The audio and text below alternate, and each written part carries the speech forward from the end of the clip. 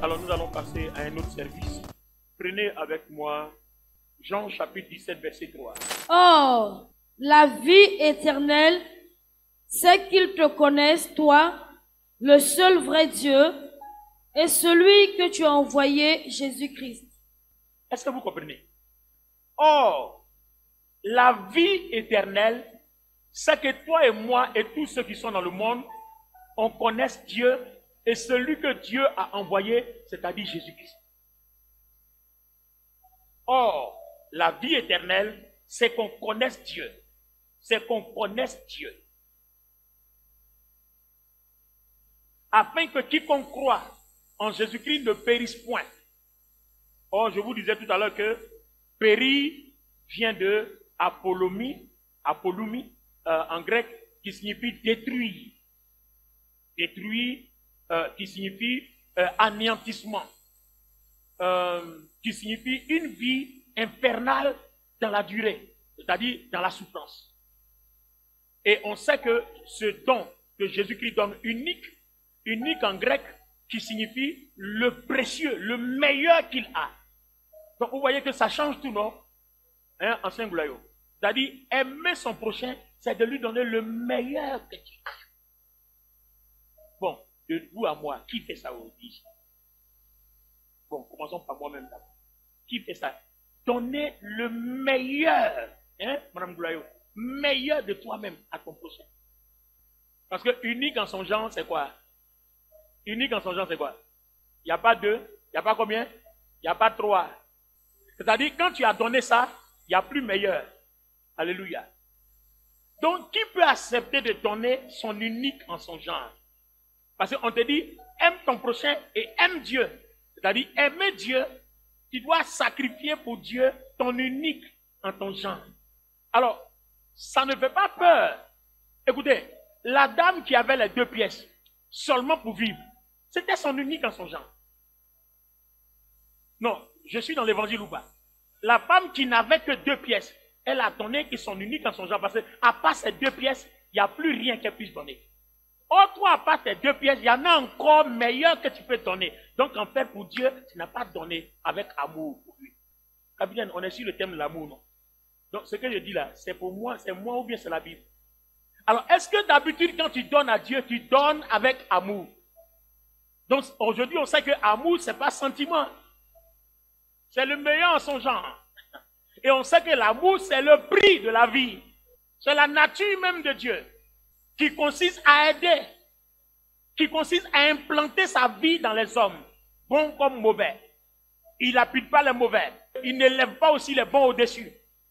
Mais il donne la chance à tout le monde de vivre sa vie. Vous voyez que la définition de l'amour change, non? Donc notre façon de servir Dieu doit changer. On n'aime pas parce que on est de la même famille. Il y a un verset quelque part, je l'ai oublié, les pasteurs, vous pouvez m'aider. Il dit, vous aimez vos potes, vous aimez manger entre amis, les démons aussi font la même chose. Quand ils donnent, tu offres, par exemple, une voiture à ton fils, pour Dieu, tu n'as pas fait d'offrande. Parce que tu l'as fait pour toi-même. C'est-à-dire, tu as fait plaisir à ta maison. Tu n'as pas fait plaisir à Dieu. Mais quand tu as donné la voiture à un inconnu, voilà, tu as fait plaisir à ton prochain. C'est-à-dire, c'est un sacrifice. Tu as donné quelque chose d'unique en son genre. C'est ça l'amour. Donc, si on se base sur ça là, beaucoup sont appelés, peu sont élus. Voilà le problème. Et il y a 2 semaines, le Seigneur m'a dit que personne n'ira au paradis par erreur et personne ne restera aussi sur la terre après enlèvement par erreur. Non, est-ce que quelqu'un a compris? C'est-à-dire, si tu meurs tout de suite là, tu ne vas pas aller au paradis par erreur. Ou bien si tu n'es pas mort que la trompette sonne, tu ne seras pas enlevé par erreur. Maintenant, si tu es mort aussi que tu vas en enfer, tu n'iras pas en enfer par erreur. Maintenant, si tu n'es pas mort que la trompette sonne, que tu restes, tu n'es pas resté par erreur. Alléluia, il n'y a pas d'erreur. Voilà, il n'y a pas d'erreur. En fait, pour dire qu'il n'aura pas de favoritisme, chacun aura récolté ce qu'il aura sémé. Si tu as aimé que la nature de Dieu est en toi, tu partiras. Si tu n'as pas aimé que la nature de Dieu n'est pas en toi, tu resteras. Il n'y a pas d'erreur. Le Seigneur m'a dit ça il y a 2 semaines. En fait, souvent quand je prie, Je prie pour l'église. Et souvent, quand je prends chacun des pasteurs, je prends chacune des personnes, et puis je prie, je présente les gens. Et puis, je suis arrivé chez quelqu'un, j'ai entendu la voix, et dit, personne n'ira au paradis, par erreur. Et personne ne restera sur la terre, par erreur. Donc, quand il m'a dit ça, il a tout compris. Il n'y a pas d'erreur. Donc, c'est maintenant là que tu dois corriger les choses. Alors, les amis, au vu de ce qu'on vient d'enseigner, parlant d'amour, est-ce que vous pensez qu'en 2 jours, on peut remplir la condition? C'est pour ça qu'il faut préparer sa lampe longtemps avant pour ne pas être surpris. C'est pour ça que certains chrétiens ne seront pas enlevés. Les 10 vierges, tu as vu les 5 vierges Paul. C'est au dernier moment là, elles voulaient la nature de Dieu. Mais on ne peut pas vivre ça en 2 jours. Non, tu ne peux pas vivre ça là. C'est ce que je suis en train de dire là. Quelqu'un peut faire ça en 2 jours? Non, ça prend du temps. Après 30 ans d'ordination, je souffre encore de ce mal dont je suis en train de vous parler. Donc imaginez-vous, c'est quand la trompette va sonner, tu as combien de minutes pour régler ça? Quelque chose que nous autres, on a servi Dieu en 30 ans, on n'a pas encore pu régler. C'est pour ça qu'il dit, si tu entends ma voix, n'endurcis pas ton cœur, change, c'est maintenant. Sinon après, ce sera trop tard. Parce que personne ne va là-bas par erreur. On va là-bas parce qu'on est préparé. On va là-bas parce qu'on s'est préparé. On s'est préparé, on ne va pas par erreur. Donc vous voyez que les gens s'amusent, non? Les gens pensent que l'amour de Dieu, c'est un Dieu gentil, qui permet tout et n'importe quoi. Il est gentil en ce sens que il va t'aider, peu importe qui tu es. Mais si tu n'as pas permis qu'il t'aide, que sa trompette sonne, il ne pourra pas t'envoyer par erreur. Voilà. Donc maintenant que tu entends là, c'est maintenant qu'il faut lui laisser l'opportunité d'agir. Quelqu'un peut me donner son amen bien?